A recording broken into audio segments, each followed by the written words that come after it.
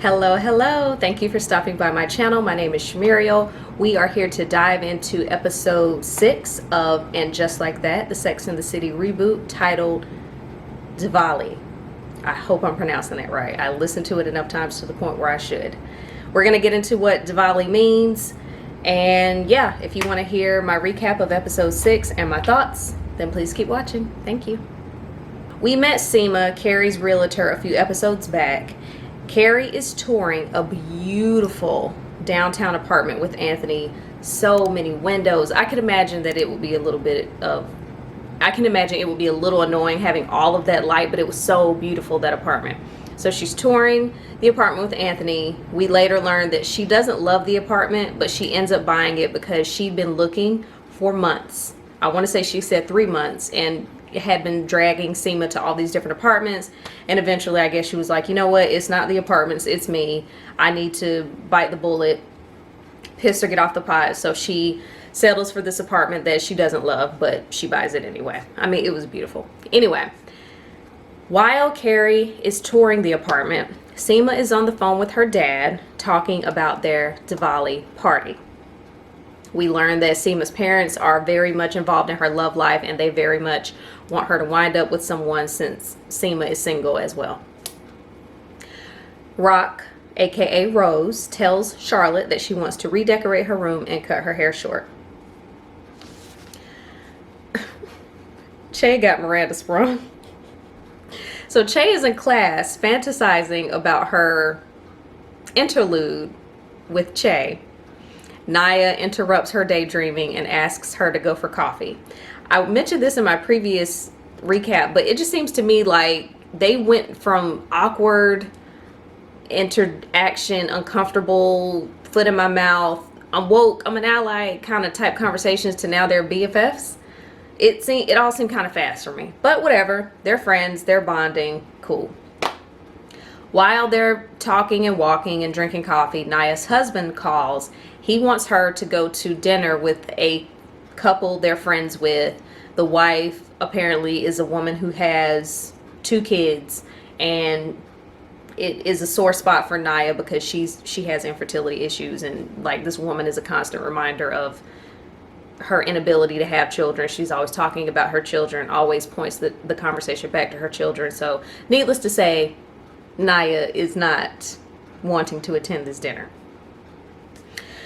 Okay, so Seema takes Carrie shopping for saris, which are beautiful. I love whenever I see, yes, they're just so beautiful. I love saris. And so we learned that Diwali is a Hindu celebration of light triumphing over dark. It's also a time for Seema's parents to ask about her love life because, again, she's single. Her parents met through an arranged marriage. They just want her to have somebody. Carrie offers to go with Seema to the party because she talks about how much she's dreading it and she just doesn't want to go alone. And Carrie's like, I can go with you, and I will culturally appreciate the saris in the store by wearing one to the party because, you know, Seema's like, it's not appropriation in this instance, it's appreciation, etc. Okay, so Carrie has this beautiful apartment, right? So she and Charlotte go to a storage unit where she has most of her stuff from the apartment she shared with Big to get some things for the new apartment to make it feel more like home. During that exploration of the boxes in storage, Carrie comes across a box that has some of Big's things in it. She's sad, understandably, because I think she thought that they were somewhere separate, and so she thought that she could freely look through her stuff, and then all of a sudden, boom, it's a reminder of my husband who's no longer here. Carrie is settling into her new place. She's picked, she's dried her tears and gotten some things out of storage. She's in the new place, and there is this incessant beeping that's in her apartment. She doesn't know what it is. She thinks it's the dishwasher. Anthony tells her it's the dishwasher because it's always the dishwasher. He calls during all of that, and she's like, can you help me? Did they ever figure out what the beeping is? I don't think they ever addressed that. She called maintenance and stuff like that, but I don't recall them ever being like, oh, it was the refrigerator. Oh, it was the ice maker. Did we ever figure out what the beeping is, or did I miss that? So during the call of, what's that beeping noise? Anthony wants Carrie to go with him to a plastic surgeon. Apparently, Stanford had booked appointments for the both of them. And I guess he's in his feelings about having been left by Stanford and also being called daddy by some guy that he was messing around with. He's like, I'm young, I'm no one's dad, etc. So he's like, can you come with me before I mess around and, you know, come out looking like who knows what. Carrie agrees to go. Meanwhile, Naya and her husband are at dinner with the couple that I previously mentioned. We learn that she's pregnant, again, their third child, and the husband of the other couple really annoyed me because I'm like, you know that these people who are supposedly your friends are having issues getting pregnant. He is dumb enough to say, quote, a couple like you gotta have babies. Okay, thank you for that tidbit. And because you said that, just like that, she's gonna get pregnant. Like, I was like, that's so insensitive. You don't even know what you're saying. You sound dumb. Shut up.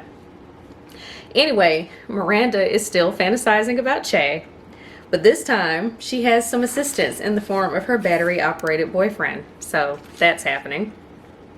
Carrie's at the plastic surgeon. Even though she's there for, what's his name? Anthony, for support, the doctor pulls up to her and he's like, so what do we want done today? She's like, I'm not here for that. You know, you're here to talk to him. But while she's there, she does ask the doctor, like, what do you think I need? And he shows her, he was like, you can do a refresh. And he shows her a 3D image of what her face would look like before and after if she got half of a facelift. Okay.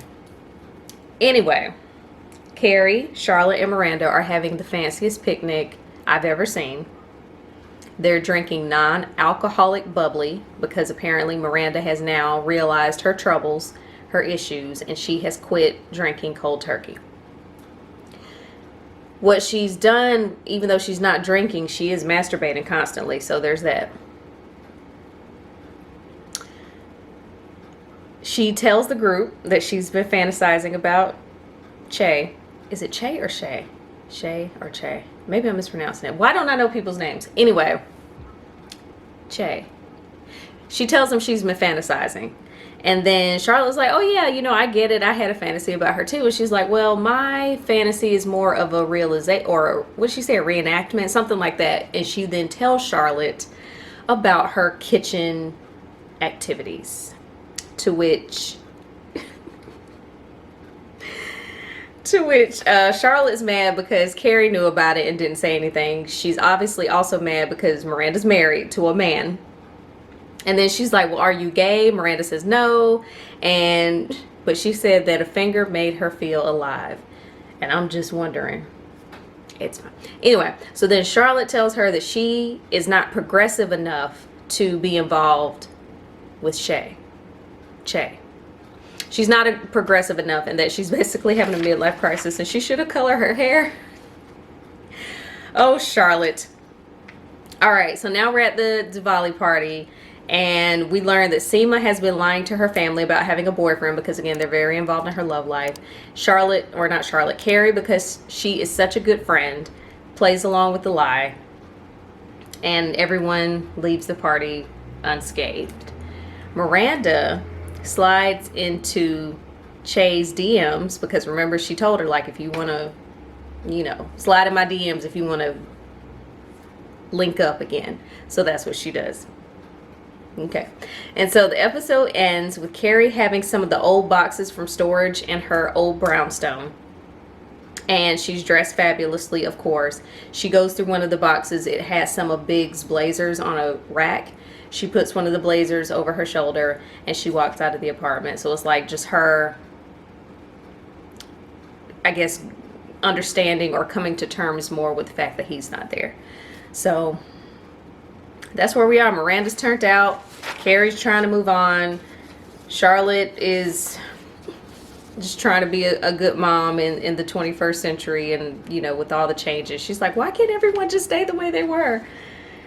And that's what's going on within Just Like That. I think pretty soon we'll be at the end of the season, and I will be around to recap the rest. So thank you for taking the time to watch. Be sure to share your thoughts with me if you have them. I'm going to go watch another episode so I can make sure if I'm saying Shay or Che. I feel like I was doing it right, and now all of a sudden I'm second guessing myself. I'll get it together. All right. Thank you for watching. Until my next video, I'll see you later. Bye.